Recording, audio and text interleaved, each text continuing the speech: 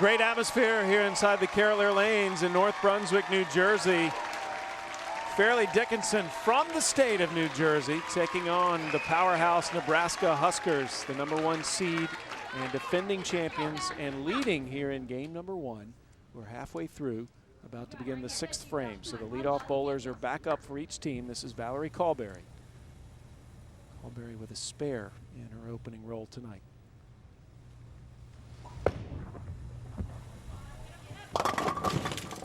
And she'll have to settle for another spare. Coming in just a little light, leaving the 2-pin.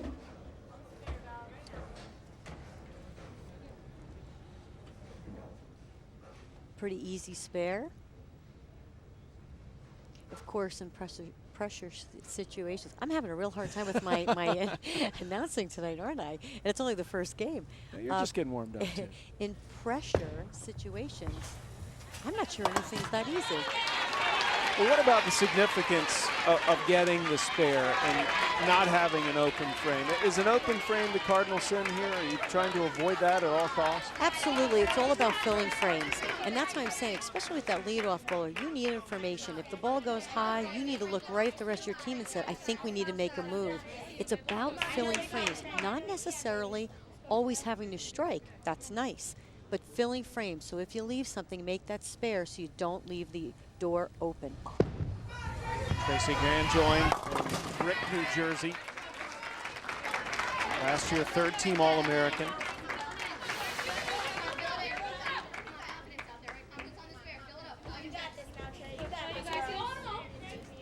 She got that ball just a little bit further left than her first shot. First shot was a little bit more direct up the lane towards the pocket.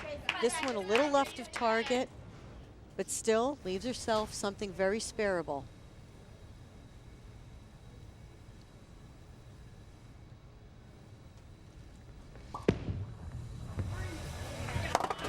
And she picks up the spare. So Fairleigh Dickinson has been very solid in this opening game. And as their coach, Mike Lepresti, was telling us today, you know, he's not convinced his players realize it's the national championship. They're just bowling in New Jersey. They're walking in the door to a familiar place. A lot of these girls bowled here in high school. And that may help them. Tough pickup here for Laugerman. That ball hooked right through the nose. Looks like a pretty good shot, but that ball starts to roll up just a little bit too soon. Breaks right through the head pin, leaves herself the big 4. Now here's another situation. Team bowling, get the 2 pins. We've seen matches, lost by 1 pin, so it's very important when you leave a split to get the count.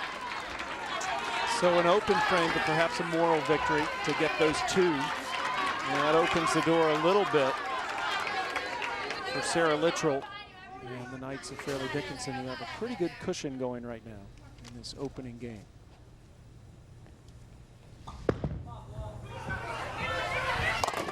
And a strike to pour it on. Litteral, a 2-time All-American. Going in the 2 spot this year. First year in that 2nd spot. And now we swing back over to Danielle Van de Meer, junior from the Netherlands, sociology major, member of the Dutch national team.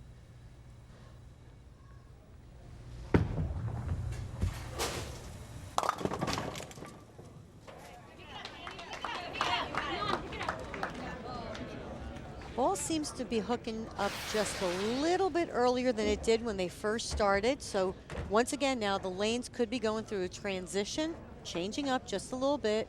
Almost hits left of the head pin and leaves the 3-9 spare. And it's one thing we've noticed over the past couple of days, Carolyn, is these first couple of games with each team experiencing the different lanes. They don't know what to experience. They don't know what they're going to face when they come out here. So it takes a couple of games to get settled down, and then you really start to see the strategy because of the lane. now we've got some coaching going on here. What would Coach Straub may be telling Van de Meer at this point?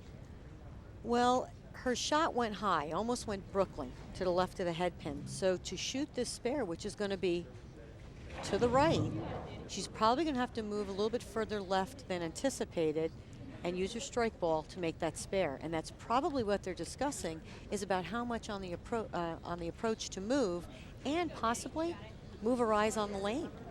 Bill Straub was a very accomplished bowler himself. He's in a number of halls of fame in the state of Nebraska for bowling. As well as a legendary coach now. And Van de Meer does not connect. So it has not been a good start for the defending national champions. But as the higher seed, if we get to a 7th game, they would decide which lane they would bowl in. So this may be an indication of things to come. They may not like that lane. This also could change the whole momentum of the match for Fairleigh Dickinson, because they have not let down from frame 1. Carrillo, a late addition to the lineup with the strike.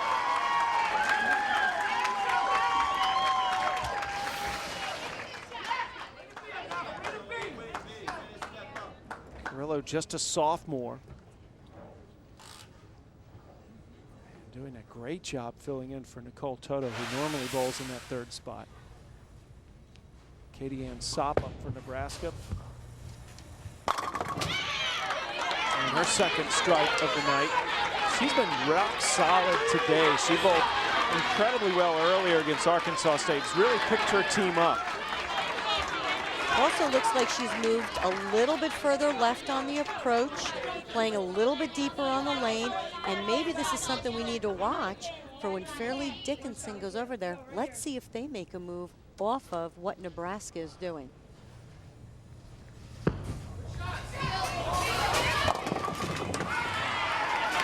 Is that up to the coach to tell his players? I mean, is he watching Nebraska just like he's watching his own team in this opening game for that other lane? Oh, absolutely. There's a lot going on down there. Besides the fact that you're watching your team, you're watching the other team and see how they're playing the lane so that you could be one step ahead when you make the flip. You always want to try to anticipate what's going to happen, because you want to be able just to fill frames.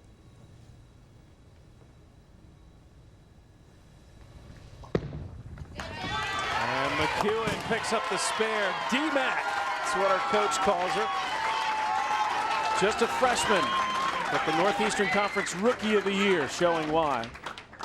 As Fairleigh Dickinson storming to this opening game. Leuthold just trying to create something positive to head into the 2nd game with.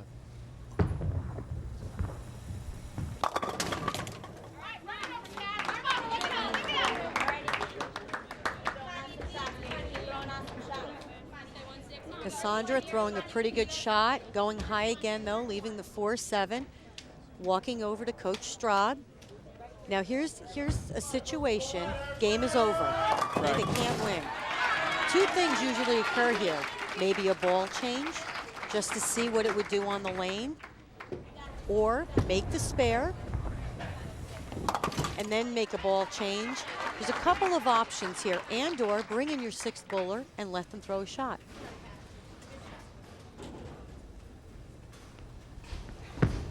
Perez will end game 1 with that spare. Fairleigh Dickinson takes the opening game of this national championship in this best-of-7 championship match. Can the Knights hang on in their home state? 3 games away from a national title. They win game 1.